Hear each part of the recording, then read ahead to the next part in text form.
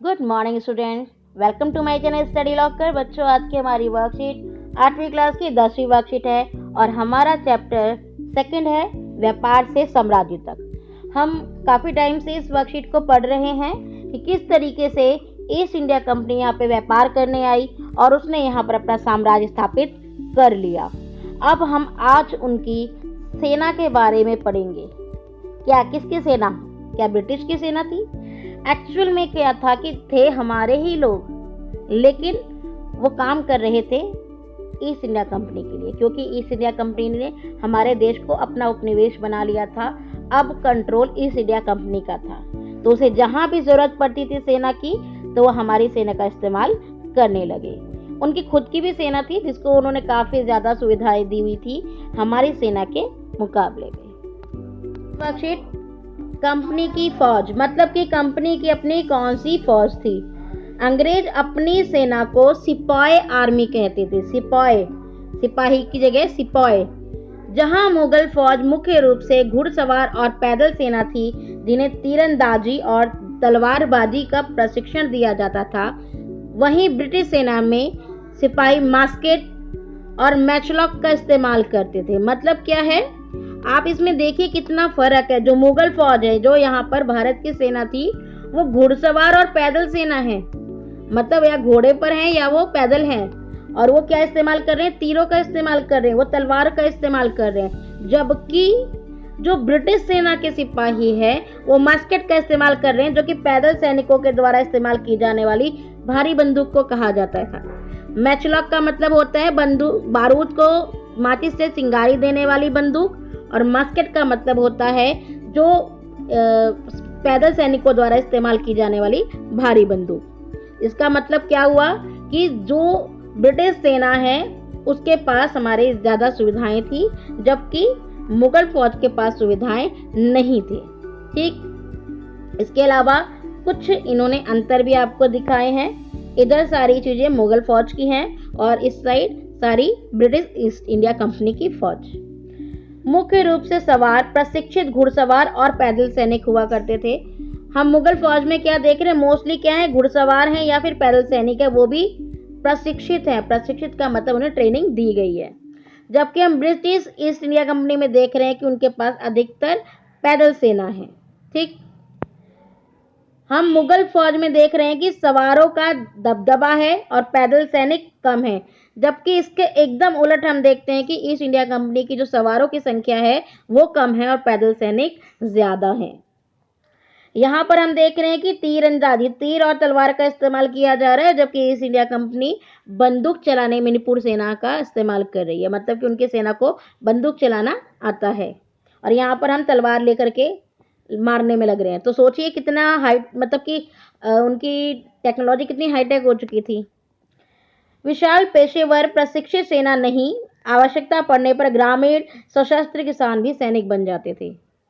लेकिन अंग्रेजों में क्या देख रहे हैं हम? ये यूरोपीय ढंग से अभ्यास करवा रहे हैं, अनुशासन करवा रहे हैं और प्रशिक्षित सेना बना रहे हैं।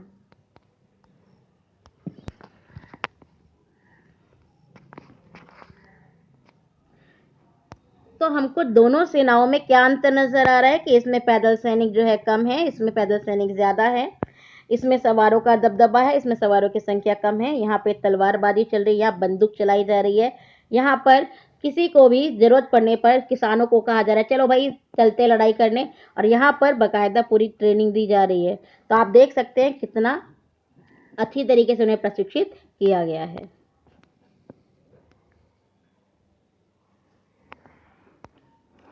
अनुशासित और पेशेवर सिपाहियों की सेना खड़ी करने के चक्कर में अंग्रेज कई बार जाति और समुदाय की भावनाओं को नजरअंदाज कर देते थे। मतलब कि जाति व्यवस्था को न साइड कर देते थे, भाई तुम्हें अगर लड़ना आता है तो तुम सेना में शामिल हो जाओ। पर सिपाही किसी ना किसी समुदाय के सदस्य के तो थे ही। अपने जीवन और अपनी पहचान के एहसास में आने वाले बदलाव को सिपाहियों ने किस रूप में देखा, यह हमें 1857 के विद्रोह में स्पष्ट झलकता है। मतलब कि अंग्रेजों ने इस चीज पे ध्यान नहीं दिया होगा शायद कि जो धर्म और जाति को लेकर के भारत के लोग जितने सजग हैं, उस समय उन्होंने एक रॉयल एनफील्ड नाम की जो है बंदूक का इस्तेमाल करवाया, जिसमें कि गाय और सूअर की चर्बी का प्रयोग किया गया। ऐसा अफवाह थी या फिर वो सच में था, उसमें कारतूस को मुंह से काटना होता था, तो हिंदू और मुस्लिम दोनों ही इस चीज़ के खिलाफ हो गए। तो जो अंग्रेज थे उन्होंने इस चीज़ को तो है नकार दिया जातीय समुदाय को, लेकिन सिपाहियों ने इस बात को नहीं नकारा। व्यापार से साम्राज्य तक नामक इस पाठ के सारांश में अब हम पूरा का पूरा देख रहे हैं सारांश की आखिर क्या हुआ था इसमें। हम कह सकते हैं कि ईस्ट इंडिया कंपनी एक व्यापारिक कंपनी से बढ़ते बढ़ते एक भौगोलिक औपनिवेशिक शक्ति बन गई। मतलब अब वो दूसरे देशों पर कब्जा करके उपनिवेश बनाने लगी। उपनिवेश का मतलब उस पर कब्जा करके उसे आपने अपनी कॉलोनी बना ली। आप वहां से जो भी बेनिफिट है आप उठा सकते हो। तो कंपनी पहले शुरुआत में क्या थी? वो शुरुआत में एक व्यापारिक कंपनी थी, अब वो एक औपनिवेशिक शक्ति बन गई है। अब वो सर्वे सर्वा मालिक बन के बैठ गई है। 19वीं शताब्दी की शुरुआत में नई भाप तकनीक के आने से यह प्रक्रिया और तेज हुई। भाप टेक्नोलॉजी के आने से क्या होता है कि जहाज वगैरह में इस्तेमाल होने लगा, जो आपके इंजन्स में इस्तेमाल होने लगा भाप। और जो जो इंग्लैंड है ना, वो उस समय जहाज रानी का जो है सुपीरियर हुआ करता था। जहाज रानी का मतलब जहाज के पूरा व्यापार, जहाज बनाना, जहाज के थ्रू आना जाना। तो जहाज रानी जो नंबर 1 पे था उसमें इंग्लैंड था। तो अब जो है समुद्र मार्ग से भारत पहुंचने में 6 से 8 माह का जहां समय लगता था, अब सिर्फ 3 हफ्तों में ही लोग वहां तक पहुंच सकते थे। तो ऐसे में क्या हुआ कि ज़्यादा से ज़्यादा अंग्रेज यहाँ पर आने लगे। हालांकि बहुत दूर थे, लेकिन फिर भी अब वो आने लगे क्योंकि अब उन्हें टाइम कम लगने लगा। 1857 तक भारतीय उपमहाद्वीप के 63% भूभाग और 78% आबादी पर कंपनी का सीधा शासन स्थापित हो गया। आप सोच के देखिए कि 63% भूभाग पर भाई क्या रह गया, बच का गया। 100 में से 63% तो हम देख रहे हैं कि अंग्रेजों ने कब्जा कर लिया। तो हम देख सकते हैं कि सीधा शासन उन्होंने कर लिया। से देश के शेष भाग और आबादी पर कंपनी का अप्रत्यक्ष प्रभाव था। जैसे कि कुछ पर तो खुद काबू कर लिया, कुछ पर उनका नियंत्रण तो था, सीधे तरीके से नहीं था पर अप्रत्यक्ष रूप से उन पर नियंत्रण किया हुआ था। इस तरीके से हम कह सकते हैं कि पूरे के पूरे भारत को ईस्ट इंडिया कंपनी ने अपने नियंत्रण में ले लिया। चलिए क्वेश्चन आंसर्स पे चलते हैं। आपका पहला क्वेश्चन आता है, मुगल फौज और ब्रिटिश ईस्ट इंडिया कंपनी के फौज में कोई दो अंतर लिख। तो आप इसको इसी में से बता सकते हैं। आप इनमें से कोई भी दो अंतर लिख लीजिए तो आपका आंसर नंबर 1 ये रहा। इसमें आप चाहे प्रशिक्षण को लेकर के बता दीजिए कि यहाँ पे प्रशिक्षित घुड़सवार थे, यहाँ पैदल सेना ज़्यादा थी, या आप यहाँ बता सकते हो कि यहाँ पे प्रशिक्षित सेना थी नहीं थी और यहाँ पे प्रशिक्षित सेना थी। यहाँ आप तलवारबाजी का इस्तेमाल कर रहे थे, यहाँ बंदूक चलाने का इस्तेमाल कर रहे थे। तो आप कोई भी दो इसमें से डिफरेंस बता सकते हैं। क्वेश्चन नंबर 2 है आपका, भारतीय जनता सिपाही के रूप में कंपनी के लिए काम क्यों करती थी?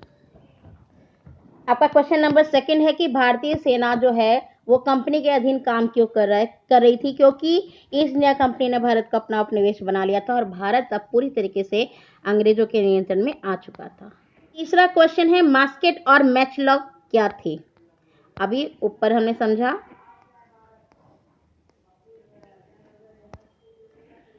यहां से आप आंसर बता सकते हैं। मास्केट जो है सिपाहियों द्वारा इस्तेमाल की जाने वाली भारी बंदूक, और मैचलॉक जो है बारूद को माचिस से चिंगारी देने वाली बंदूक थी।